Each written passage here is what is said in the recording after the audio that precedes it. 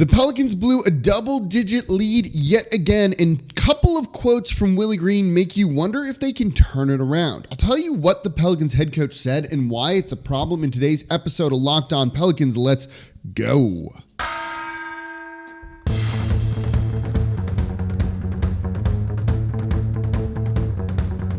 You are Locked On Pelicans, your daily New Orleans Pelicans podcast, part of the Locked On Podcast Network.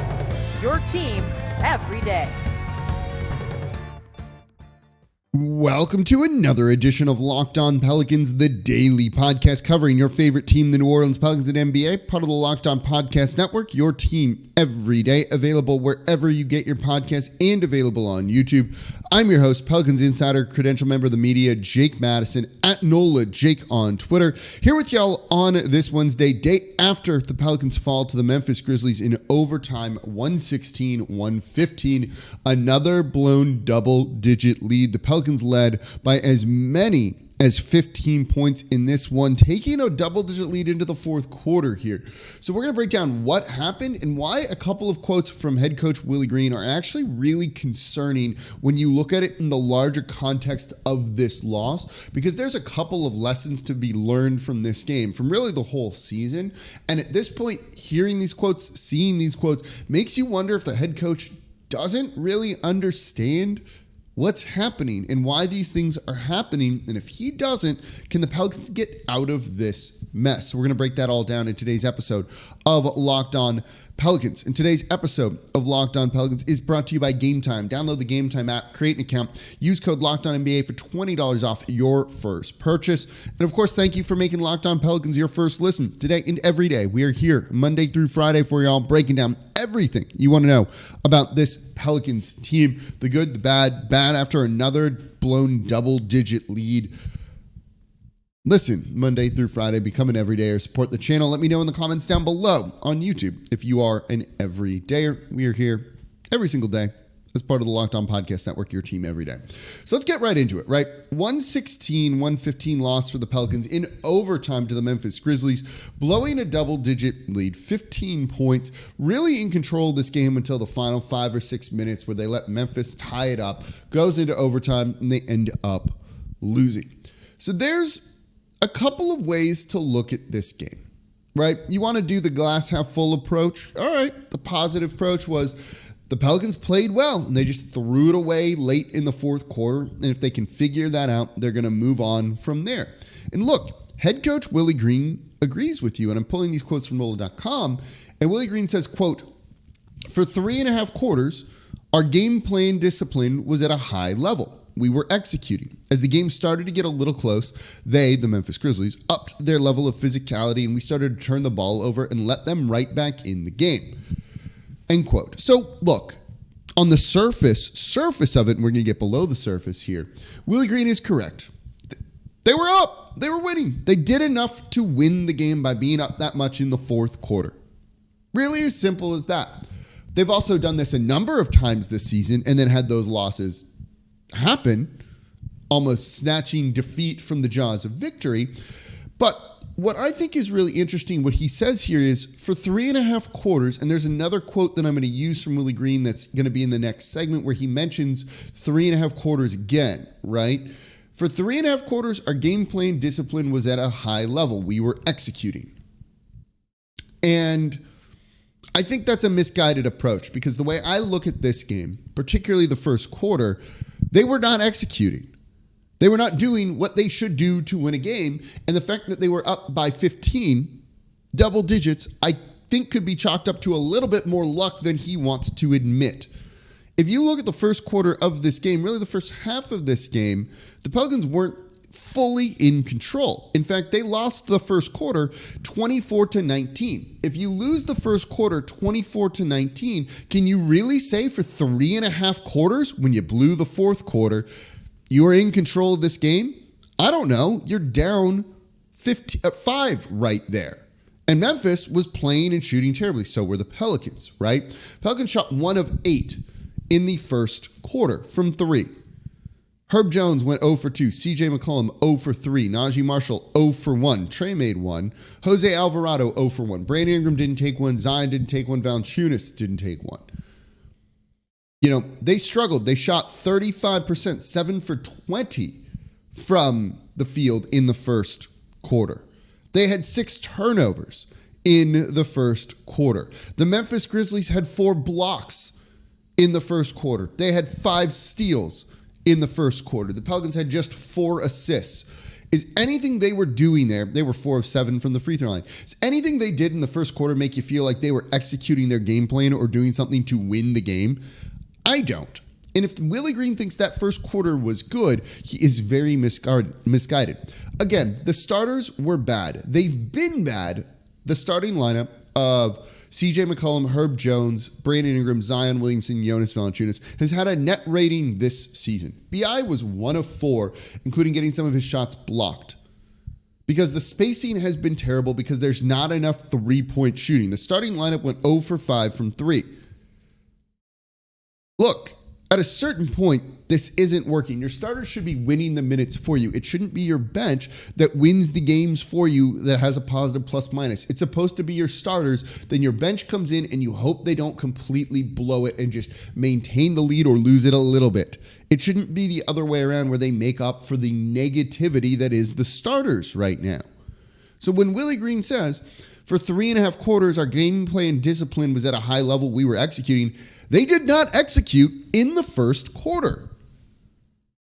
And in fact, it took them going on an 8-0 run in the second quarter to build a bit of a lead to then kind of get back into this game. Only then for them to go ice cold again because the spacing was bad, the offense ground to a halt, and then Memphis, I believe, went on a 7-0 run immediately after that to more or less even things up. Nothing about them in the first half was particularly great, in my opinion. They were up 5, 48 to 43, with Memphis shooting 4 of 23 from deep. Memphis was horrifically off from 3. They weren't shooting well at all. They shot 38% from the field in the first half. If they get a little bit more shooting variance, basically it being more normalized, closer to the mean, regression to the mean can go both ways. New Orleans isn't winning this game at halftime. So for Willie Green to think they did a really good job in all aspects of the game, no, they did enough to build a lead, partially because they got some luck because Memphis wasn't playing well and wasn't making shots. Part of that's by design. I'll give them that, right? When you're letting Bismack Biyombo at times, take jumpers and, guys take shots, John Morant shooting 7 threes, going 1 of 7. That was part of their game plan. That was partially by design. Okay, that stuff works. But I think to look at all this and be like, oh, they were really good.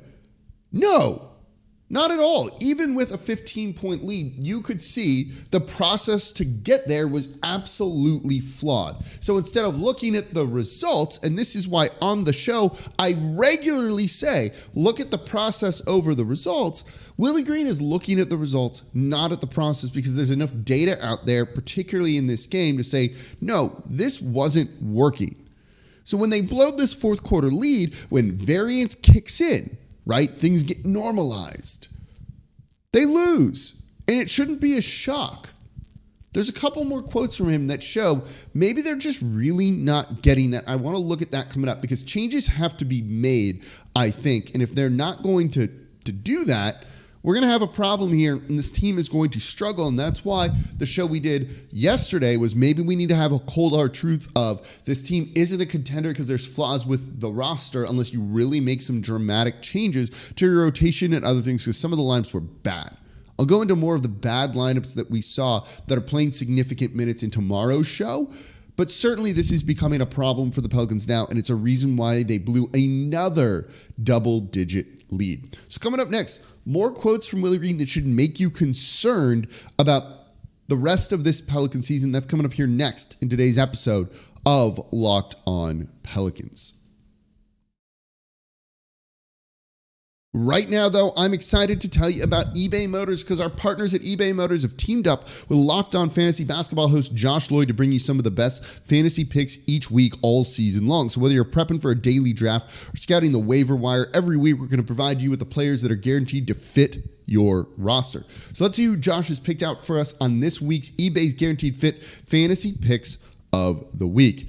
Jalen Johnson. If Jalen Johnson was dropped in your league, make sure you grab him now as he's returning from injury in the coming games. He's going to be playing a bigger role. You also have Dante Exum. Jason Kidd said that when healthy, the Mavs are still planning on starting Exum.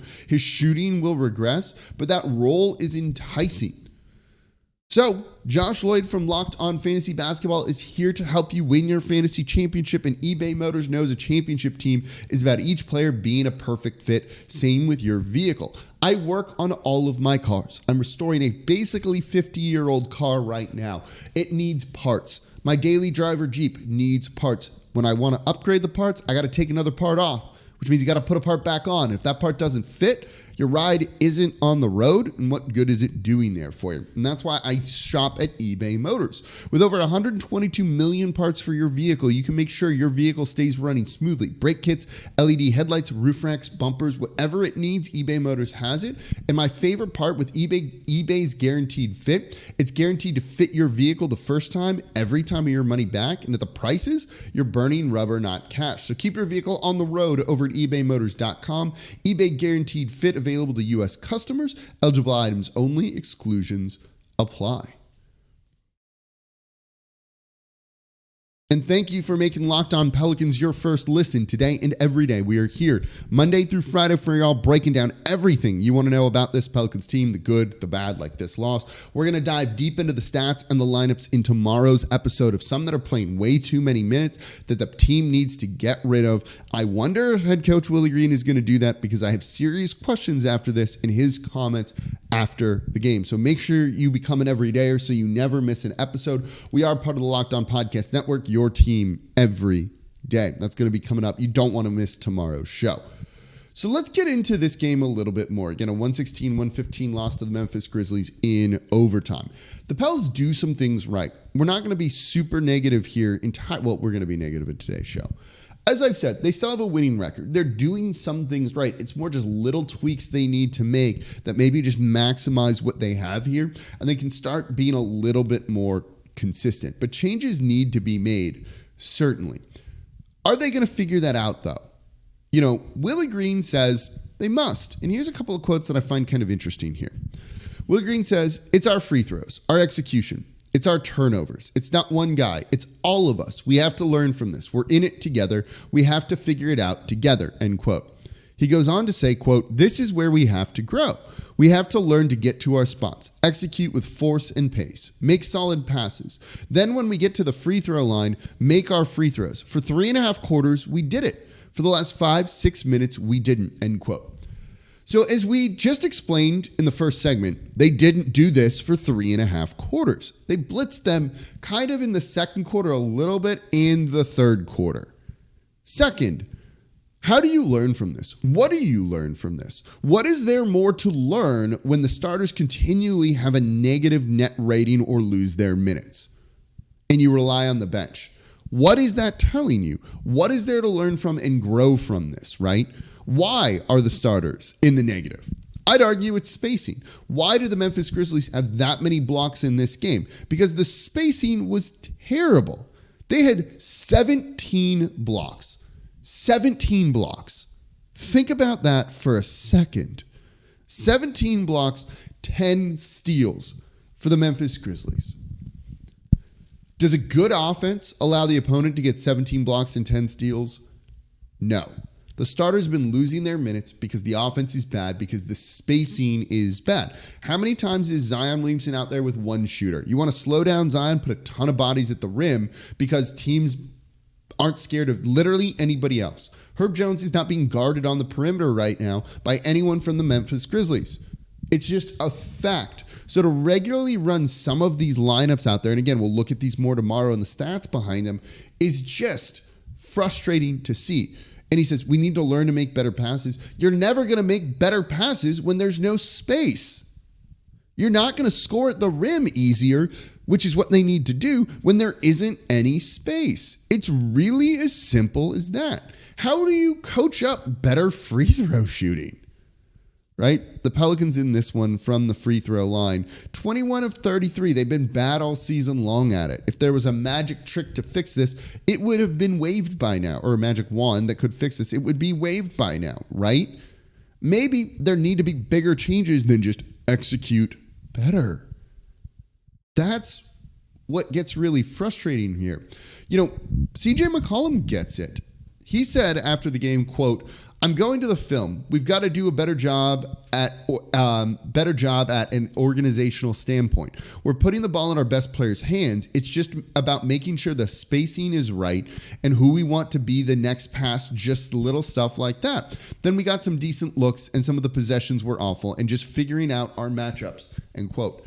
It's not the best phrase thing, but he says the spacing's not right. And that's going to make everything tougher. Jordan Hawkins in this game, in the game that the Pelicans shot 10 of 31, 32.3%, didn't play. Jose Alvarado went 1 of 4. Dyson Daniels was 1 of 1 from 3. On the season, let me look at Jose's past couple games or Dyson's past couple games. When you look at these, they're not shooting well, and that is contributing to these turnovers, right? That is why the Pelicans are struggling to shoot. That is a big part of all of this. So you need to get the spacing right. And there's a guy on the roster that could help, and he's not getting minutes. And that gets frustrating at this point in time. So they definitely need to start looking at this from a better standpoint, I think, because certainly they're not. Over his last, 5 games, Jose Alvarado is shooting 33%. That's not going to get it done. Right? What is Dyson Daniels shooting, if anything at all? I'll pull that one up too, right? 33% isn't good at this point in the NBA. It needs to be better than that. And the Pelicans just aren't giving their best players the best chances to succeed. It's why Brandon Ingram is forced to take tough shot after tough shot. I don't love some of the mid-range shots he takes. I'm not disagreeing that those are the only options he has, though. And that's not a good position for him to be in. So as a head coach, you've got to put your players in the best position to succeed. And I don't know if they're doing that. Dyson's actually shooting well over the past 5 games. He's shooting 46.2% from 3 43% on 1.8 attempts per game. No one's still going to guard him because the volume's too low.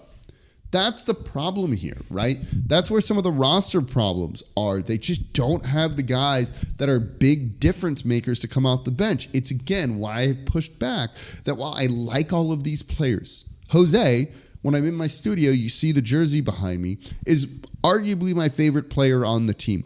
Love that guy tremendously. Is he helping you win games in this moment or helping you maximize the starters? I don't think that he necessarily is. And that's a big problem for the team currently and why they're not living up to their potential and why when I look at them, one, I don't look at them as a championship team right now based on the roster they have. But does this even look like a top 4 team in the West? When I said maybe their ceiling would be a top 4 team in the West, I don't think that is because it does feel like the coaching is holding them back with some of the lineups that they're doing and just not maybe getting it. Willie Green keeps saying us, we. When does he look in the mirror on all of this? I'm not saying you fire him. I don't think you should. Look at the Detroit Pistons, right? Again, he has a winning record. They're doing some things right. But at a certain point, you need another voice to come in and be like, hold on. And if then he doesn't get it, that's when you have a bigger problem. If that's happening now and he's not getting it, that would concern me. But I don't know how much the front office is stepping in and like forcing some changes and saying we got to try some other things. Here's the data behind it. Here are the analytics. They might be. You kind of hope they're not because otherwise then he really doesn't get it and that's a much bigger issue. But that's the problem. Like these quotes are concerning. Again, they didn't do well for 3.5 quarters in this game. They got very lucky that Memphis was just off. Again, part of that's the game plan. But I'm not going to say it was entirely the game plan. Memphis was 11 for 46 from 3, 23.9%. Ja was 1 of 7. Now, in the last game, he beat them by basically blitzing them and only scoring in the restricted area, certainly. But 1 of 7 is not normally what Ja Morant is going to shoot from 3 for his career, right? He is shooting poorly. Sorry, I yawn here. From deep this season.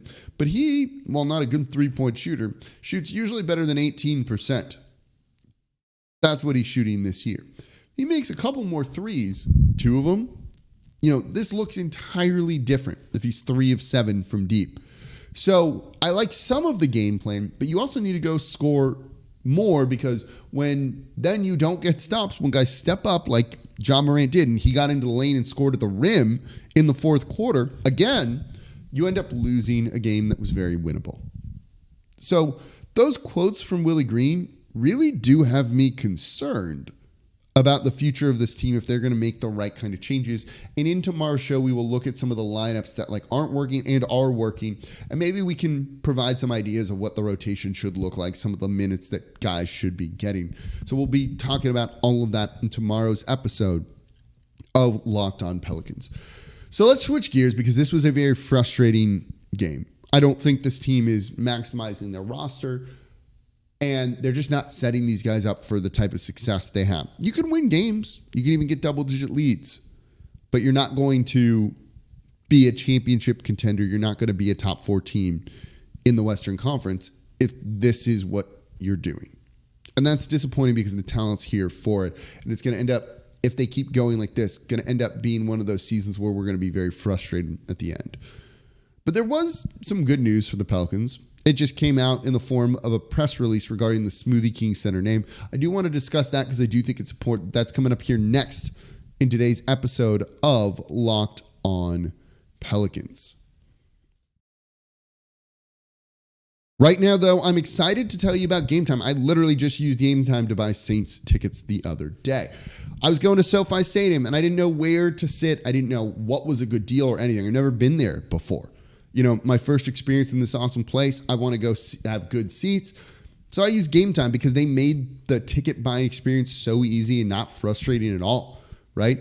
The things I love about Gametime, you get to see the view from your seats before you buy, so you know exactly what to expect. Plus, when I looked at other places, you go to check out, you think you're getting a good deal. There's a ton of fees there. With Gametime, you can see the entire all-in price up front, so you know you're getting a great deal with no hidden fees. And my favorite part was the Gametime guarantee, which means you're always going to get the best price. It gives you peace of mind. If you find tickets in the same section and row for less, Gametime will credit you 110% of the difference. So if I see that elsewhere, after I buy my tickets to the game, I was going to get money back, which meant I was getting the best price the entirety of the time. So take the guesswork out of buying tickets with Gametime. Download the Gametime app, create an account, use code LOCKEDONNBA for $20 off your first purchase. That's literally the code that I just used. Terms apply. Again, create an account, redeem code LOCKEDONNBA, LOCKEDONNBA for $20 off. Download Gametime today. Last minute tickets, lowest prices guaranteed. And thank you for making Locked On Pelicans your first listen today and every day. We are here Monday through Friday, the Number One Pelicans podcast, coming to y'all like nobody else does, breaking down everything you want to know about the team. Today, we were looking at quotes from head coach Willie Green. Now, for your second listen, Locked On has launched the first ever national sports 24/7 streaming channel on YouTube. Locked On Sports Today is here for you 24/7, covering the top sports stories of the day with the local experts of Locked On, plus our national shows covering every league. Go to Locked On Sports Today on YouTube and subscribe to the first ever national sports 24/7 streaming channel. So let's take a break from the Memphis Grizzlies game, because this was frustrating. I know you're upset. Let me sound off. Vent in the comments down below. It's totally cool. We are here for you. This is a safe space. I'm frustrated too. You can probably hear it. We're not going full on angry cast, but I really, watching that game, watching the second half, watching the first half even, you just never felt good about the team, even with the lead that they had built. Look, when you build a double-digit lead, you should feel a little bit okay with it, and I just never did in this game, and it's because of the process issues that they're having right now that don't seem to be going away for the Pelicans whatsoever. So let's not talk about that for a second, because the Pelicans announced on Tuesday something that I do find pretty big. And it was the press release that was the New Orleans Pelicans and the Smoothie King renew arena naming rights partnership. All this is to say, and I'm not going to read the whole of the press release here to you, but the Pelicans announced the renewal of their arena naming rights contract with Smoothie King, solidifying a continued partnership that has become synonymous with the vibrant spirit of New Orleans. Okay. Quote, the venue will proudly retain its distinctive identity as the Smoothie King Center for the foreseeable future. That's the big line here. I don't know how many years this is. It wasn't specific with it. But the fact is, a big name partner that is giving the Pelicans presumably a lot of money renewed the partnership. That's big. for a small market team where we've had some questions about maybe the viability of them, how profitable are they, all of those things. The fact that a big name sponsor like this renews and re-ups, I think does say something and is a really big deal. This goes back to Ibotta as well. When they renewed with the Pelicans, I thought that was a very significant deal too. It means these companies see value in this team. When we worry about things like the luxury tax, which they're in right now and they've never paid before, one of 2 franchises in NBA history to never pay the luxury tax, right? When you think about things like that, they need revenue coming in. Money coming in matters to potentially the competitive nature of the franchise. So while you might not think naming it the Smoothie King Center for longer is hugely impactful, I look at that very differently and go, oh, okay. Maybe that means you can pay the luxury tax once, twice, however many times, right? Same thing again with Ibotta, sponsor of Locked On Pelicans as well. They do a great job of making sure that they're finding the value there and showing the team by renewing the jersey patch.